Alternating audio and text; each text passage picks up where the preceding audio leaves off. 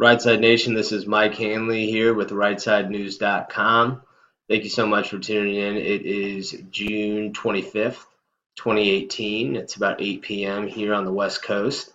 And I just wanted to take a moment. We saw some things happen this weekend. We saw Sarah Sanders, who is the secretary for the White House briefings.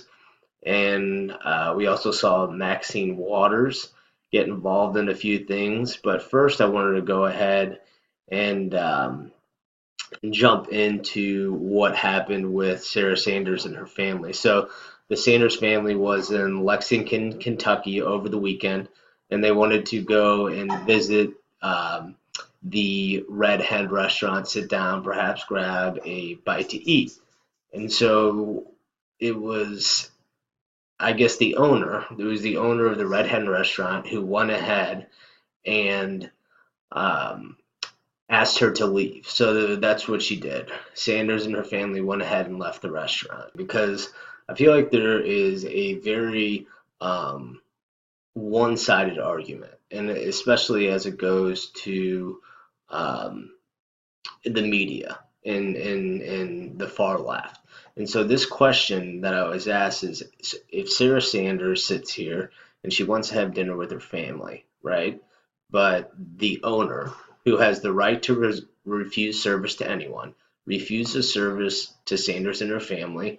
In all honesty, I don't really have a problem with that. If someone's going to sit down and they don't want them there, then they have the right to refuse that service. Now, if it's on the other hand, where, and this happened, this went to the Supreme Court, there is a bakery, and the bakery refuses service, refuses to bake a cake for the wedding of a homosexual couple, then there is complete outrage. And so I find this to be very one-sided, and I think there needs to be some sort of discussion about this with the idea that anybody who owns a business has the right to refuse service. So if somebody comes into your business and you decide that you don't want to do business with them, it is your right to say no. And I have absolutely no problem with that. But I feel like on the left, there is selective outrage. So the bakery is in the wrong because they don't want to bake a cake for somebody because they're having a homosexual marriage. And I don't have an opinion on this, but I'm just talking about this in general. On the other side, you have Sarah Sanders, who just wants to go in, have dinner with her family, and she is refused service.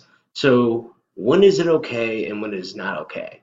And in my opinion, I think it's okay however the business owner decides to move forward with the situation is what should be okay. And this whole idea with a selective outrage on one instance versus another, we can't have it both ways. We just have to accept that certain people have different beliefs. Maybe the bakery doesn't like homosexual couples. Maybe the owner of the Red Hen doesn't like the policy set forth by President Trump, and Sarah Huckabee Sanders works under President Trump, so she has she has the right to refuse that service. And so I just think it really needs to be put out there with this.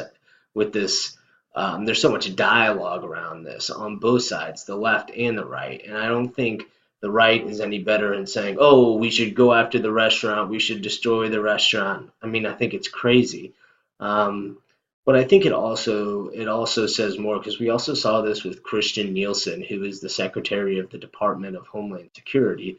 She went to a Mexican restaurant and she was essentially harassed until she had to leave the restaurant. And so we saw um, Maxine Waters go into this, and she was talking specifically about this. And I feel like this is the direction that the left is going. They want to attack people. Um, they want to attack people, especially in the Trump administration, when they are in public, and they want to have some sort of ruckus around either these people or the types of policies that Trump holds so that they don't feel comfortable in public.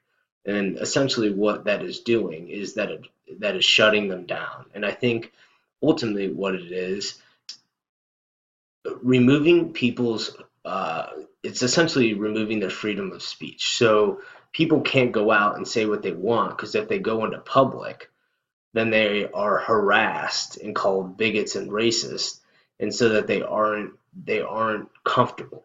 And so to me, that isn't liberty. Liberty is being able to walk down the street and enjoy your life, enjoy your family, enjoy where you are and what you are doing. And I'm finding more and more that this is what either the media or the far left want to take away from people. And I feel like it's a bad path to go down.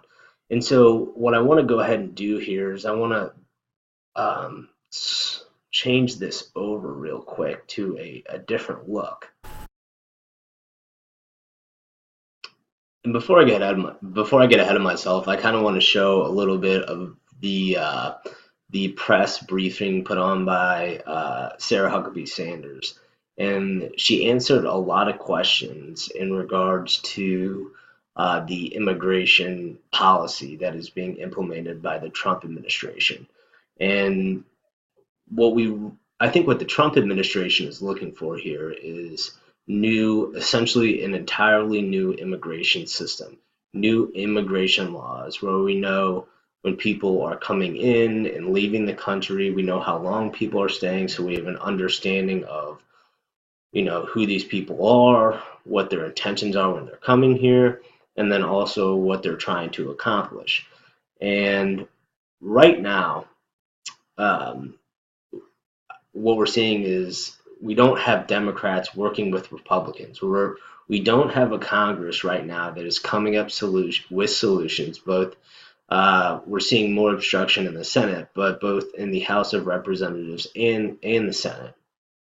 And Sarah Huckabee Sanders specifically talked about having limited resources, and she talked about really enforcing the laws that are on the books.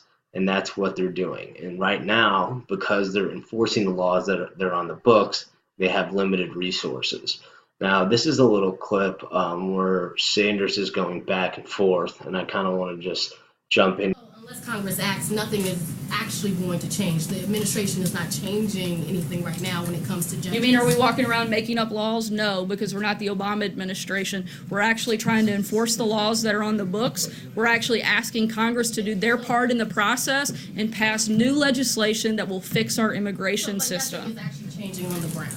This is the president is complaining about judges and saying that we shouldn't have all these judges and people who come over should just be put out.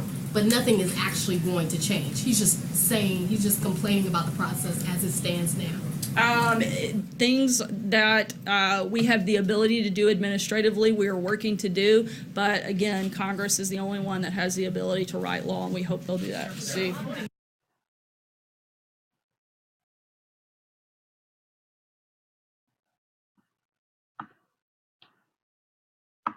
So I think what we're seeing here is a lot of back and forth between Sarah Huckabee Sanders and in the media, and they're talking about the laws at the border, the existing law or immigration at the border. They're talking about existing laws that are in place, and they're talking about the limited number of resources that America has to handle the immigration system as it stands now. And like I said, the Trump administration, I believe, is looking for a complete revamp of immigration. So new immigration laws, new new standards set forth on who's coming here in terms of merit base versus lottery base, and then also having barriers, having either a structure or a wall on the southern border. Now, is the wall necessary? I think in some places it is. And I think it is necessary so that we can prevent illegal immigration. We can prevent human smuggling and drug smuggling into the country. Now, is that going to stop everything? Absolutely not. But I think another thing we need to look at is we have ICE, we have Border Patrol, we have a wall, and then we can use other technology that we have to make sure that these things aren't happening at our southern border. Because I've talked about this before in terms of sex trafficking and human trafficking. In my opinion, that's worse than the drugs that are coming in that are damaging so many people. And so when we talk about immigration, it's not just people, it's everything that goes into it. And and we're talking about these limited resources. So typically what happens when somebody comes to the country illegally, it will take anywhere between 3 to 5 years for them to get in front of a judge. And the law currently states that the United States has up to 2 years to expedite removal of an illegal immigrant that comes to the country. So there can be either voluntary removal or there can be expedited removal. It just depends on how the system take or how ICE, immigration's custom and custom enforcement decides how to handle the problem at hand. And so when you have up to 2 years to remove someone from the country, I think there are a lot of things that go into play. And we're talking about these family structures as well. So I think you know, it's very difficult to just say, oh, well, Trump needs to do this or Trump needs to do that, because unless Congress passes a law that allows the Trump administration to do things in a different way, then they have to go by the laws that are on the books. And that's currently what's taking place. And this has been going on for years. It happened during Obama's presidency, and now it's happening during Trump's presidency. And again, I think this is selective outrage by the media. We see many of these pictures of kids that are in cages along the southern border. Many of those pictures were taking place when Barack Obama was president of the United States. So the selective outrage when it comes to people in this Trump administration, immigration, we're just constantly seeing this bombardment of negativity toward either supporters of Trump, anyone who works in the Trump administration, his cabinet, or Trump himself.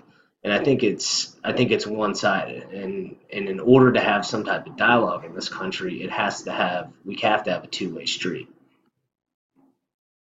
I'm gonna go ahead here and show you this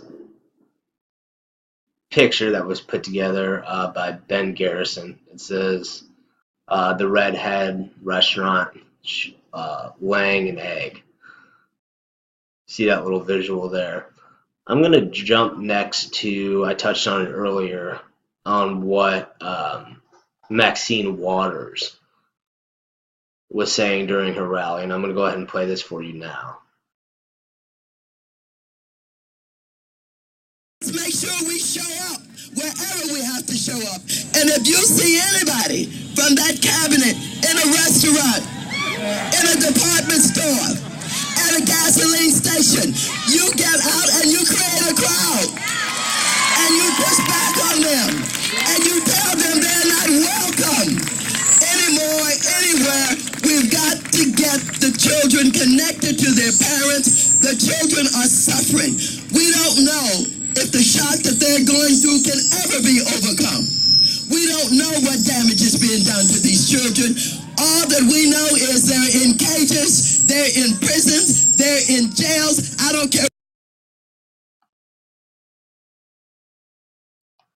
And I spoke about this in a video earlier, and she's talking about I'm going to start off with the damage that's being done to these children, and if there is any damage at all being done to these children. Because like I talked about, a lot of these kids that come here aren't really coming with their parents. They're either coming with somebody who is smuggling them in. Like I said, a smuggler, perhaps a gang member. So we're not exactly sure who these people are. In some cases, they absolutely are coming with their parents.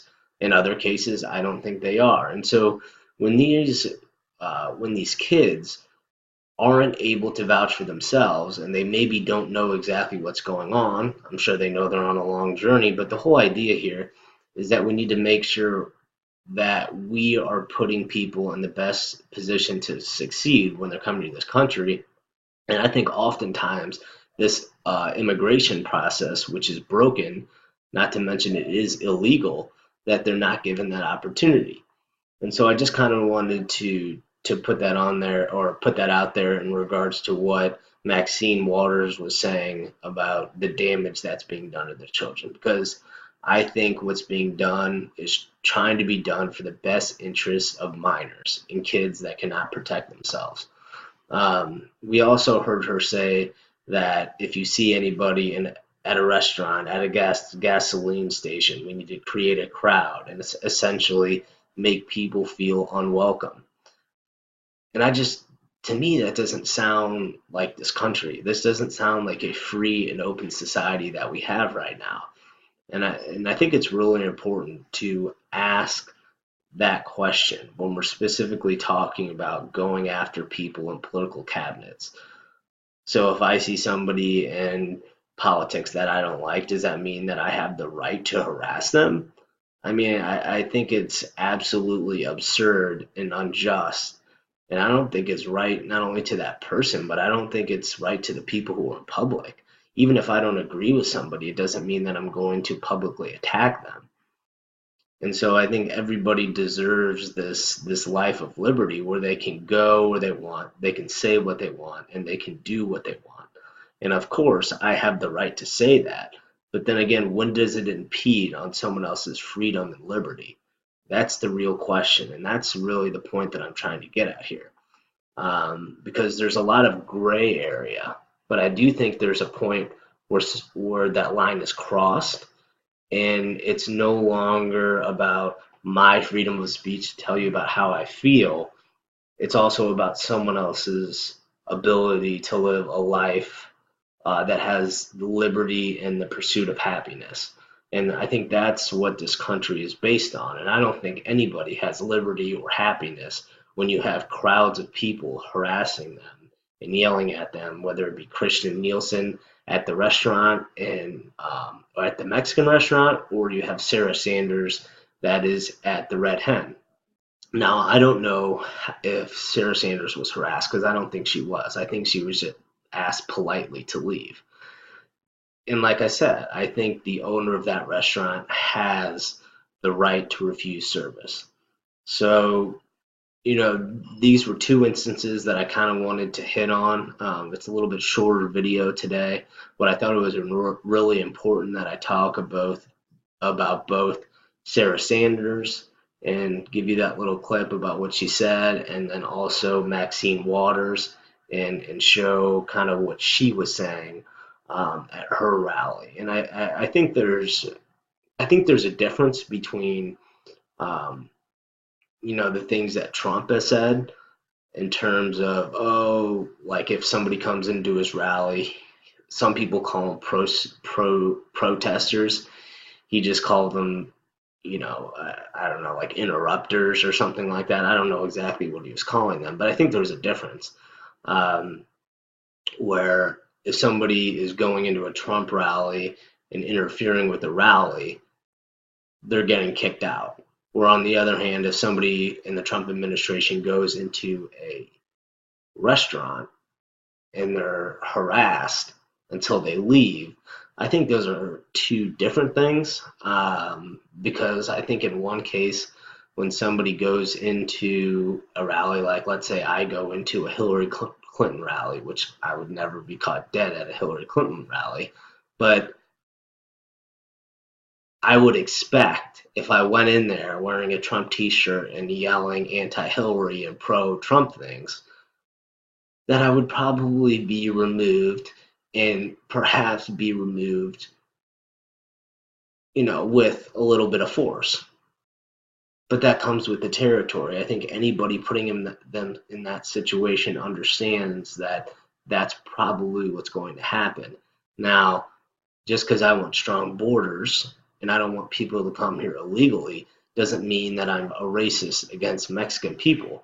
And if I go into a Mexican restaurant, it doesn't mean that I don't like Mexican people, because as a matter of fact, I work in Southern California and I work with a lot of Mexican people. I work with people from Central America, some of whom are not legal immigrants. They are here in this country illegally. Now, I'm not sitting there and I'm not calling immigrations and customs enforcement to get these people removed from the country, because I'm not wishing bad things on individual people. The whole idea is that this country as a whole, we cannot withstand all of the illegal immigrants, because and this kind of goes to what Maxine Waters was saying. She says that the Trump administration has sacrificed our children. And number one, the children that are coming here are not Americans. They are illegal immigrants that perhaps want to become American, and hopefully they can come here legally and become American citizens. But I think Maxine Waters has also really lost sight of what she can do and the power that she has for the African American community. I think she's very concerned about scoring political points on immigration and at the border, but what about the African American communities? What about the communities in Los Angeles, Chicago, St. Louis, New York? I mean, I'm just naming a few cities, but we know that the African American community struggles, especially in the inner city communities. And so what we want is we want American citizens first to be taken care of. And then once our American citizens are taken care of, especially our kids, let's get an immigration system put together where people can come here legally, the children are protected, they're with the right people who want the best for their children, they want the best for themselves, and they want the best for our country. So I appreciate y'all checking in. Short video. Again, Mike Hanley here with RightSideNews.com. Right Side Nation, don't be left, be right.